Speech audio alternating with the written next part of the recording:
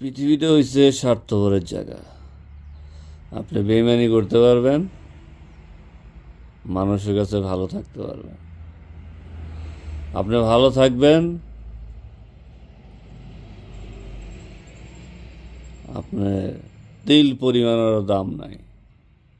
আপনি খারাপ হন, স্বার্থপরগিরি করেন, বেইমানি করেন, চিটিংবাজি করেন, আপনি ভালো, ঠিক আছে, কিন্তু আল্লাহর কাছে খারাপ।